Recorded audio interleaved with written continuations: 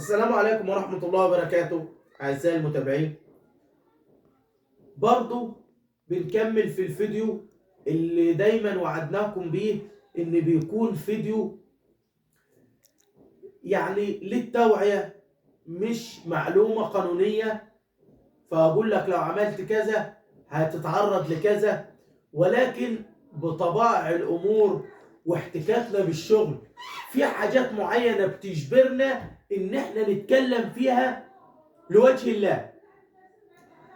الزوج او الزوجة بقول لك لوجه الله فكر قبل ما تطلق، وانت فكري قبل ما تروح المحكمة وانت عافري عشان تتطلقي. لان انا عندي سؤال بعرضه على الناس اللي احتكت بالموضوع ده. انا ممكن يبقى عايز اتطلق من مراتي او اطلق مراتي او انا اتطلق من جوزي عشان فيه مشكلة ولا مشكلتين او في عيب او عيبين. انا هسألك سؤال، انت لما هتتطلقي هتلاقي راجل كامل ما فيهوش غلطة عشان تتجوزيه؟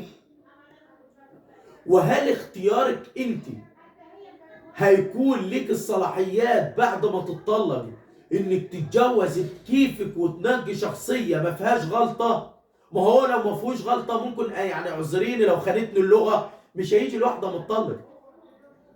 انت بتسيبي جوزك عشان بيبص على البنات او ليه علاقات او بخيل او مش بيقول لك كلمه حلوه، وتروحي تتجوزي بعد منه راجل متجوز ومعاه عيال فيكسب العيشه بينك انت ومراته التاني، فما بتبقيش قادره تاخدك حقك منه كامل. ده بيقعد معاك انت يومين ومع البات التاني يومين وخلاص والامور طيبه وبتقبل الوضع، وللاسف انك بتتغير مليون درجه عن الوضع اللي كنت فيه. طب ليه ما تتغيريش عشان الراجل ده وعلى الاقل يبقى راجل واحد شفتيه في حياتك وكملت معاه المسيره، وما تبقيش مجبره انك تعيشي تاني حياه انت ما كانش ينفع تعيشيها قبل كده ولكن مرغومه انك تكملي فيها. انت لو اتجوزت بعد جوزك الاولاني وطلع جوزك الثاني اسوأ من الاولاني بتقعد معاه غصب عنك عشان انت عارفه الناس هتقول عليك ايه لو اتطلقت مره تاني. انت بتسيبي واحد عشان غلطه وممكن تقع في واحد تاني عشان 1000 غلطه، وما بتبقيش قادره تتكلمي عشان نظره المجتمع ليك لو اتطلقت مره تاني. انت بتسيبي عيالك عند ستهم او عند جدهم وبتروح انت تتجوز وتعيش حياتك، وهو ممكن يتجوز ويعيش حياته، واللي بيدفع الفاتوره في الاخر الاطفال الابرياء دي اللي ما لهمش اي ذنب غير ان هم اتولدوا فلقى ابوهم وامهم كل واحد بيدور على مصلحته، محدش فكر في الطفل ده. الطفل ده باذن الله هيقاضيكم قدام ربنا وهياخد حقه منكم قدام ربنا عشان انتوا ظلمتوه.